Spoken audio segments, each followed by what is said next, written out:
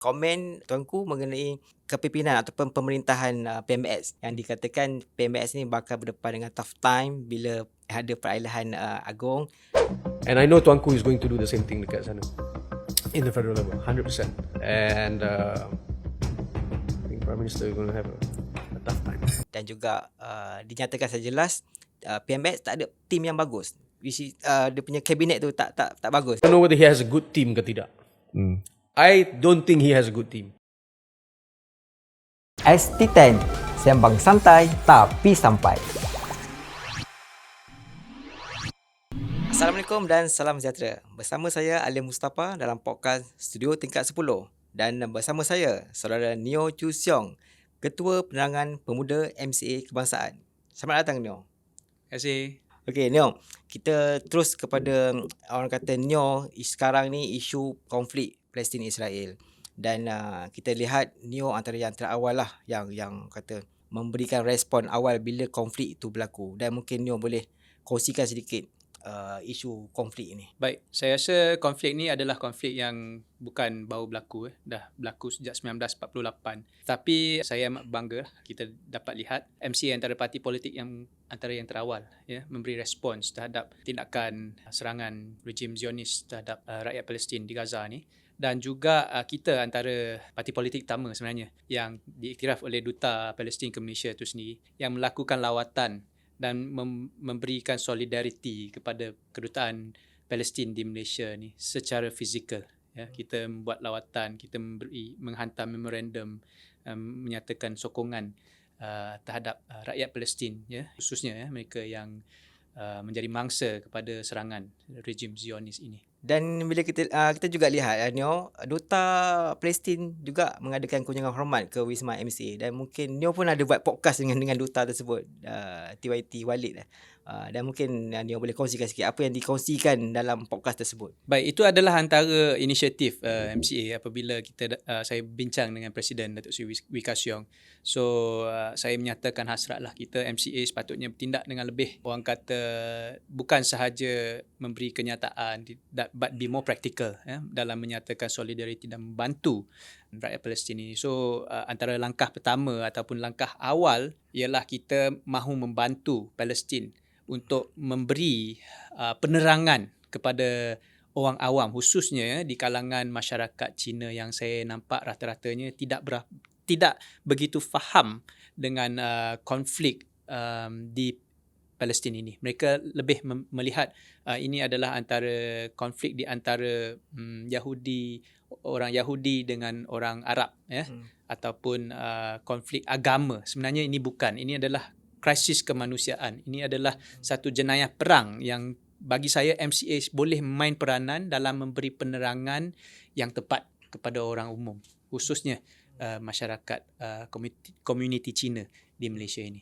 Jadi yalah, itu satu isu yang besar jugalah, naratif naratif tu yang kena diperbetulkan. Betul. So itu yang kita berjumpa dan berbincang dengan kedutaan Palestin dan dengan duta itu sendiri, dan beliau begitu terpegun dan juga orang kata excited lah kerana pertama kalinya ada parti politik yang ingin membantu dan memberi penerangan kepada orang awam mengenai keadaan dan situasi sebenar di pihak Palestin lah. Sebelum ni naratifnya mungkin lebih memihak kepada Israel di komuniti antarabangsa. Tapi bagi saya ini adalah antara tanggungjawab yang saya rasa MCA boleh buat dan bantu. Bukan kita tidak melihat melalui aspek agama sahaja, tetapi kita melihat dari aspek kemanusiaan, lihat dari aspek international law dan sebagainya. So apa yang kami boleh buat adalah bantu menyebarkan penerangan dan maklumat yang tepat. Dan pada masa yang sama kita juga MCA dengan harapan di masa akan datang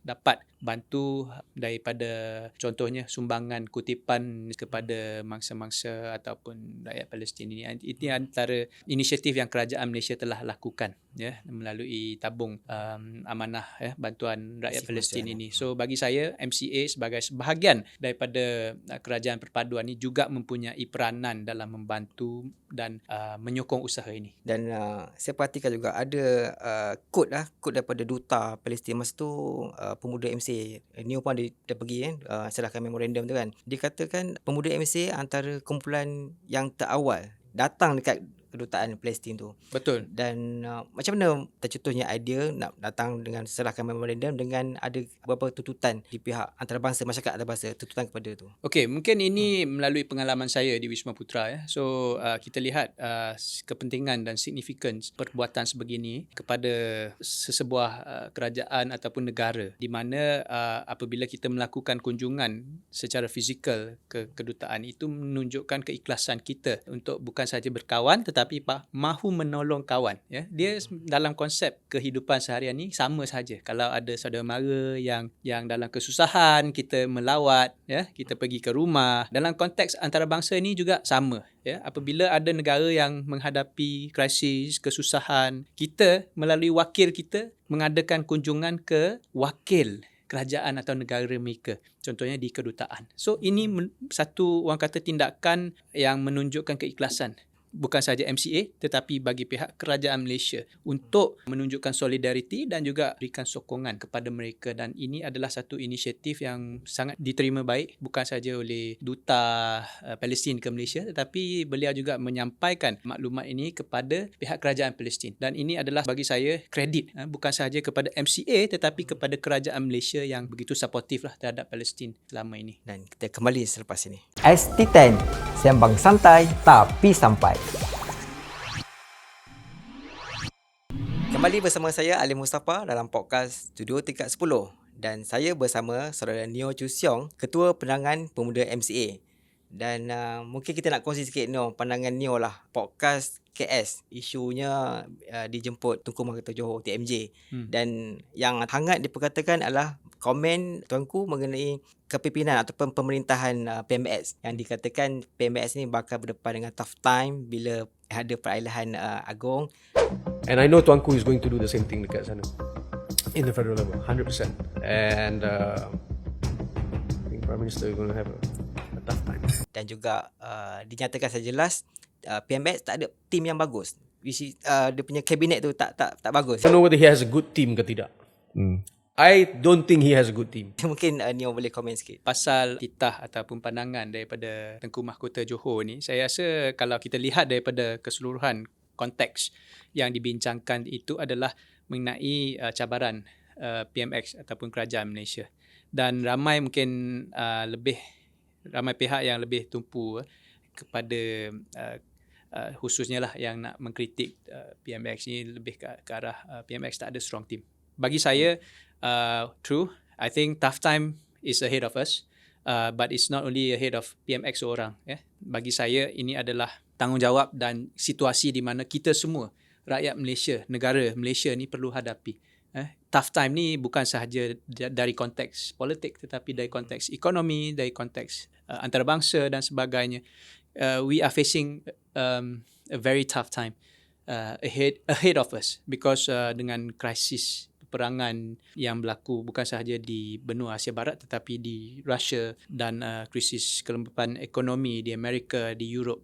So in fact, I agree dengan pandangan TMJ di mana PMX needs strong cabinet members, a strong team untuk run this country because the government is very raw in a sense that kerajaan perpaduan ini adalah satu gabungan politik ataupun gabungan parti politik yang baru di mana keserasian, di mana kita lihat BN sendiri bekerjasama dengan PH dan banyak lagi benda yang kita perlu buat adjustment khususnya. So agak sukar dengan tidak begitu, orang kata, keserasian yang masih belum yang ada. It's quite difficult for PMX, tapi bagi saya tidak adil kalau setiap perkara ini hanya terletak di atas bebanan dan bahu PMX. Bagi saya ini urusan pentadbiran negara ni atas tanggungjawab semua pemimpin, semua parti politik. Cuma bagaimana PMX menggunakan kelebihan beliau untuk memimpin, pengalaman beliau dalam konteks politik bukan sahaja di negara kita tetapi jaringan di peringkat antarabangsa itu boleh membantu Malaysia untuk meningkatkan kembali prestasi bukan saja ekonomi tetapi kestabilan politik kita. So ini adalah bagi saya peranan dan tanggungjawab semua pihak. Dan tadi Neo bersetuju dengan pandangan yang mengatakan PMX tak ada pasukan yang bagus, tak ada tim yang bagus. Jadi adakah ini bermakna Neo juga bersetuju yang perlunya PMX mengadakan rombakan kabinet? Saya rasa rombakan kabinet ni memang ada keperluan dari semasa ke semasa. It depends on the performance of the cabinet ministers lah kan. Dan bagi saya no government is perfect. Dari semasa ke semasa kita akan melihat keperluan untuk mengubah mungkin portfolio dan sebagainya. So bagi saya benda ni adalah perkara biasa. Di zaman Barisan Nasional pun ataupun even di sebelum ini memang akan ada rombakan ataupun perubahan di peringkat jemaah menteri. So ini sesuatu perkara yang biasa. Cuma cabaran untuk PMX adalah the pool of MPs dan political parties yang ada ni. Sama ada beliau mempunyai kepakaran, mempunyai calon-calon yang sesuai untuk portfolio-portfolio yang tertentu, yang sangat signifikan, khususnya dalam keadaan sekarang. Contohnya apa yang kita perlu buat untuk ekonomi, untuk sektor keselamatan makanan, untuk sektor pertanian, untuk sektor perladangan dan sebagainya. Adakah PMX mempunyai barisan pemimpin yang boleh membantu beliau? Kerana macam yang saya katakan tadi, pentadbiran negara ini bukan atas bahu seorang saja. Dia adalah atas semangat kerjasama, semangat pasukan di kalangan ahli-ahli parlimen dan juga parti komponen yang ada lah. Bagi saya ini adalah pertanyaan yang perlu PMX sendiri jawablah, sebab beliau sebagai Perdana Menteri mempunyai prerogatif untuk melantik dan memilih sesiapa sahaja yang beliau merasakan boleh membantu membawa usaha transformasi ataupun reformasi yang beliau nak lakukan dalam tempoh sepenggal ini. Dan Neo sebagai pemerhati politik sekarang pentadbiran PMX PH Kerajaan Perpaduan ni Malaysia Berani dah hampir setahun, dan kita dah ada satu kementerian yang masih lagi tak ada pengganti, Allahyarham Sarudin Ayub. Dan dengan keadaan sekarang ni, apa tak you punya harap aspek pertukaran ataupun rombakan yang you cakap itu ada perkara biasa rombakan kabinet ni? Ada yang kata dulu selepas PRN nak ada rombakan, ada yang kata kabar angin kan selepas belanjawan ni, dan ataupun nak kena genapkan setahun selepas setahun. Jadi, bagi saya ini adalah satu perkara yang akan berlaku kan. Cuma mungkin bila itu ikut kesesuaian dan prerogatif Yang Amat Berhormat dan Menteri lah kan. Cuma bagi saya Kementerian Perdagangan Hal Ehwal Pengguna dan Kos Sara Hidup ni adalah antara satu kementerian yang sangat penting. Tak kala rakyat menghadapi tekanan dari segi peningkatan kos sara hidup dan juga kenaikan barangan yang agak kritikal ini, saya rasa mungkin kementerian ini perlukan seorang menteri yang boleh bantu PMX untuk melihat perkara-perkara yang terlibat lah. Dan juga bukan sahaja kementerian tersebut, tetapi saya nampak banyak lagi ada ruang yang boleh ditambah baik di beberapa kementerian. Mungkin apa yang perlu dilakukan adalah mencari individu-individu yang sesuai untuk memimpin. Kerana bagi saya, kalau dilihat, kita buat perbandingan lah dengan Indonesia, negara-negara jiran kita pun, banyak kementerian portfolio ni kita lihat mereka dipilih atas kepakaran mereka, merit. Contohnya di Indonesia menteri dia memang ada background tertentu apabila diberi amanah dan tanggungjawab memimpin. Tapi konteks Malaysia ni kita tidak begitu menekankan konteks ataupun konsep merit ini. Kita lebih melihat kepada siapa yang menang, siapa yang MP, di situlah kita pilih kan. Politik, ada banyak politik. Kita lebih ke arah pertimbangan politik. Bukannya pertimbangan merit yang boleh membantu pemimpin Perdana Menteri untuk melakukan perubahan ataupun memperkuatkan urus tadbir negara ini. So mungkin benda dari segi ini PMX boleh melihat bagaimana dalam usaha transformasi beliau ke masa hadapan. Saya yakin macam contoh yang apa yang TMG cakap, he needs a strong team. Strong team ni bukan di kalangan MP sahaja, tetapi strong team ni di kalangan orang-orang yang bijak pandai. TMG ada sebut orang macam KJ, orang macam Syarif Hamdan, orang yang mempunyai pengetahuan, yang mempunyai merit dan mempunyai kelayakan, tetapi tidak berada dalam proses pentadbiran ataupun urus tadbir negara. Itu adalah bagi saya, dan saya setuju dengan TMJ, ini adalah satu kerugian buat negara. Kerana selepas pilihan raya, selepas proses demokratik, proses politik ini, kita perlu lihat kepada proses pentadbiran, proses urus tadbir negara. Bagaimana kita boleh melakukan penambahbaikan untuk kepentingan bersama, iaitu negara dan rakyat. So kita tidak seharusnya terus berpolitik kan.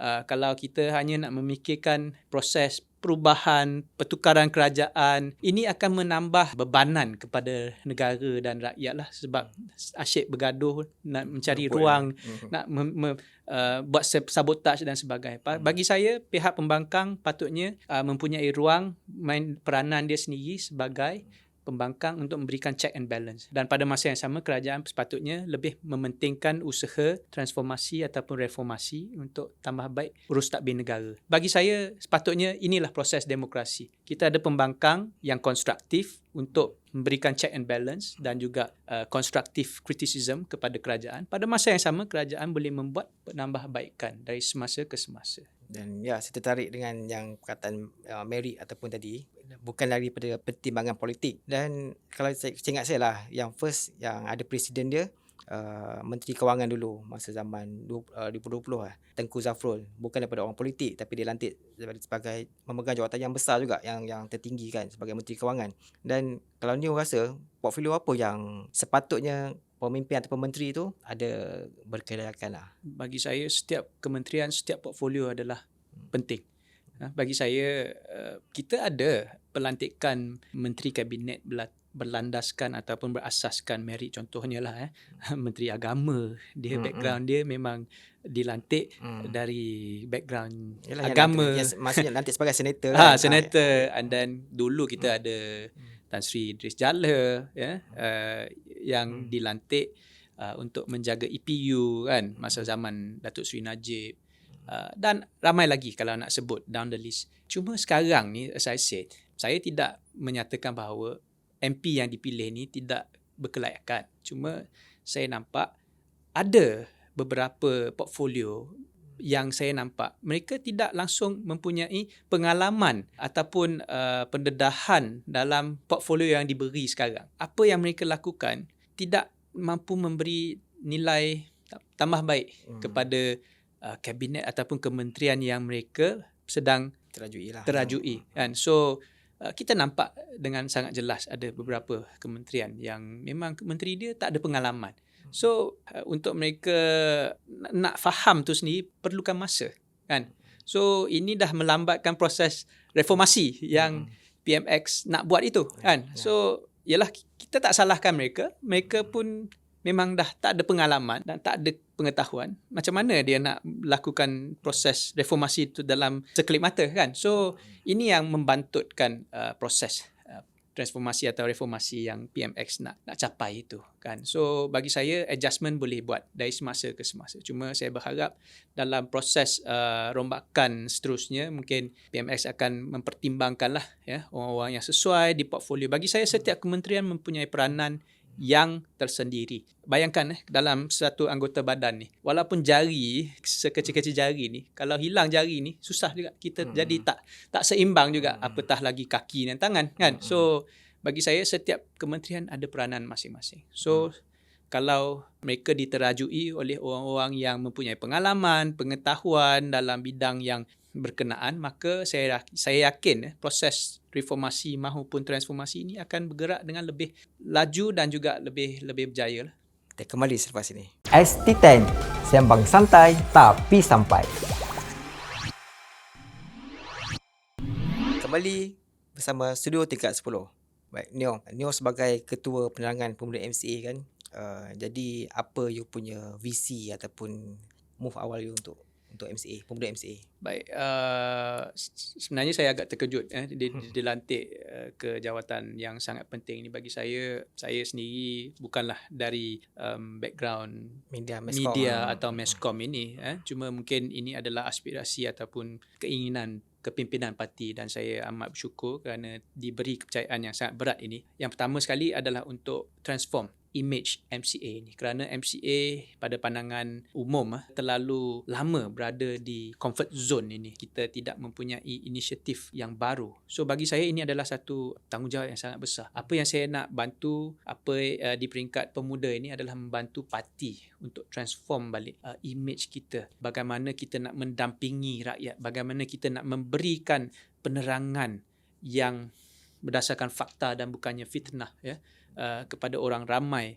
mengenai isu-isu politik, isu-isu kebangsaan, isu-isu yang melibatkan kepentingan rakyat dan negara. Ini adalah perkara yang penting. Kalau tanpa ada penerangan yang betul dan tepat, itulah sebabnya kita terkebelakang kerana kita ditelan oleh fitnah mainan politik yang telah dilakukan oleh pihak lawan sekian lama. Tetapi kita tidak mempunyai, orang kata, kepakaran untuk counter narrative. So bagi saya ini adalah satu ruang dan platform lah untuk saya membantu MCA untuk memperkukuhkan lagi dari segi aspek penerangan ini. Saya rasa MCA mempunyai satu objektif dasar yang sangat baik, bukan sahaja untuk komuniti Cina tetapi untuk dalam proses pembentukan rakyat dan bangsa Malaysia ini. Tetapi kita pastinya lebih tertumpu kepada komuniti Cina, namun tidak bererti kita sebagai parti yang berasaskan kaum Cina ini tidak boleh terlibat sama dalam proses pembinaan negara bangsa ini. So bagi saya, we have our role. Kita perlu bergerak seiring dengan peredaran masa. Kita perlu membuat penambahbaikan. Apa yang kurang, kita tambah baik. Tapi apa yang saya tekankan di sini adalah usaha transformasi image MCA itu sendiri, menarik minat lebih ramai orang muda terhadap perjuangan MCA, terhadap perjuangan politik demi masa depan kita semua. Bukan sahaja untuk komuniti Cina tetapi untuk semua rakyat Malaysia. Dan bagaimana Neo sebelum ni sebagai timbalan Biro Antarabangsa masa diplomasi kan. Jadi bagaimana nak pengalaman you dan juga pengalaman you dalam pejabat awam selama 13 tahun. Yang first tu mungkin apa selain pada yang nak image parti dan bagaimana hubungan you dengan media, apa dengan nak berhadapan dengan situasi semasa, isu-isu semasa. Itu antara yang saya rasa perubahan yang sangat kritikal yang perlu dibuat oleh MCA adalah saya sendiri memberitahu kepada kepimpinan parti. MCA sebelum ni mungkin terlalu fokus terhadap media Cina sahaja supaya nak memastikan orang faham, tetapi jangan kita lupa bahawa seringkali mesej yang cuba kita bawa ini sering diputarbelitkan oleh media, khususnya dalam medium Cina ini sebelum ini. So dan orang komuniti lain, khususnya orang Melayu, India yang tak faham Mandarin ini tidak nampak mesej yang kita nak sampaikan itu. So bagi saya MCA selain fokus dalam media Cina ini, kita juga perlu fokus terhadap penyebaran ataupun penerangan maklumat ini dalam pelbagai bahasa, khususnya lah dalam bahasa kebangsaan dan juga bahasa Inggeris. Kerana saya yakin apabila orang nampak penerangan kita, penglibatan kita, kenyataan kita, maklum balas kita, maka mereka akan faham. Kalau kita hanya tumpu pada satu medium sahaja, satu bahasa sahaja, barangkali mungkin orang lain pun tidak faham. Dan itulah sebabnya saya nampak apabila wujudnya krisis, kita dengan begitu mudah ditumbangkan oleh parti lawan. Apatah lagi sebelum ni kita nampak kalau ada usaha contohnya serangan dibuat oleh kalangan rakan komponen pun kita tak boleh nak tahankan diri, maka macam manalah orang nak terima kita kalau kita sendiri pun tak boleh nak tahankan diri sendiri. Itu yang kadang ini yang menariknya Neo. Kadang betul yang Neo cakap MCA, nama pun MCA, Malaysian Chinese Association. Tapi sebenarnya ideologi asal dia daripada pengasas mendiang Tan Cheng Lock sendiri pun ada kata MCA yes, parti berasaskan kaum Cina tapi memperjuangkan hak semua kaum di Malaya pada ketika itu dan sekarang Malaysia. Dan bagaimana dua MCA, Malaysian Chinese, orang faham okey ini adalah parti Cina, and then idea ataupun ideologi asal dia adalah memperjuangkan semua kaum. Bagaimana you nak menggabungkan dalam bentuk penerangan kepada bukan saja kepada orang awam tapi juga kepada grassroots. Betul, dan itulah asas penubuhan ni kerana dulu pada awalnya sebelum kemerdekaan kita mempunyai masalah dari segi komunikasi pada awalnya mungkin orang Cina yang baru sampai dari China dan orang India yang datang India ni mungkin tak berapa fasih di peringkat komuniti lah tak berapa fasih dan tak faham aspirasi kerajaan dan sebagainya. Itulah peranan MIC, MCA pada ketika itu untuk membantu menyampaikan penerangan kepada mereka yang tidak faham dalam konteks dasar dan sebagainya Cuma buat masa sekarang selepas 60 lebih tahun kita merdeka ni, saya rasa itu bukan lagi menjadi halangan utama. Setiap rakyat bagi saya, kita seharusnya boleh menguasai bahasa kebangsaan kita lah.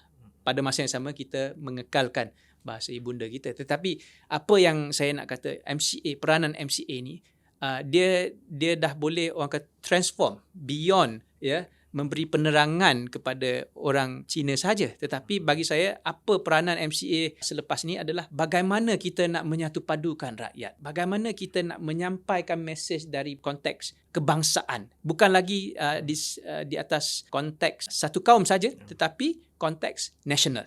Ya, itu bagi saya yang perlu kita lakukan. Bukan sahaja untuk memberi pemahaman dan penerangan kepada masyarakat orang Cina mengenai apa yang aspirasi kerajaan, tetapi pada masa yang sama menggalakkan nilai-nilai keharmonian, menggalakkan nilai-nilai perpaduan, ya, memberi penerangan kepada kaum lain, orang Melayu mengenai kebudayaan, kehidupan orang Cina. Ya, it has to be two ways. Dia tak boleh satu pihak sahaja. Ya, so bagi saya ini peranan yang MCA patut buat dan boleh buat di masa hadapan ini. Dan Neo, kita pun sudah hampir ke penghujung kita punya slot, dan mungkin soalan terakhir Neo lah. Tadi Neo ada sebut bagaimana MCA dan MIC dan UMNO membentuk perikatan untuk macam, yelah orang kata mungkin isu ni, soalan ni orang kata terlalu sejarah sangat kan. Jadi tapi nak tak nak kita kena berbalik juga pada sejarah kan, dan dalam situasi sekarang ni bagaimana relevannya Barisan Nasional itu sendiri. Bagi saya Barisan Nasional sentiasa relevan. In fact, ramai yang sudah merindui zaman Barisan Nasional, ya. Ini bukan sebab logo, bukan sebab parti, tetapi perjuangan, aspirasi dan juga dari konteks sharing of power. Bagaimana kita zaman Barisan Nasional kita boleh bersama mengurus tadbir negara ini yang memberi orang kata kestabilan dan kemajuan kepada rakyat dan negara. So BN is relevant. Kalau yang jadikan tak relevan ni bukan parti tetapi manusia itu sendiri. Individu lah. Individu. So dalam konteks ini individu saling berganti. Apa yang penting adalah bagaimana kita mempersiapkan diri, bagaimana kita nak menarik sokongan dan juga penyertaan golongan muda ke Barisan Nasional, kita memperbaiki, jangan kita sombong, perbaiki segala kelemahan, kita kukuhkan perpaduan di kalangan Barisan Nasional, parti-parti komponen ini. Dengan itu, kita boleh melakukan bukan sahaja perubahan, tapi kemajuan yang lebih signifikan dalam konteks politik kebangsaan ini. Terima kasih Neo kerana bersama kami dalam studio tingkat 10. Terima kasih. Dan kembali lagi, bye-bye. ST10, sembang santai tapi sampai.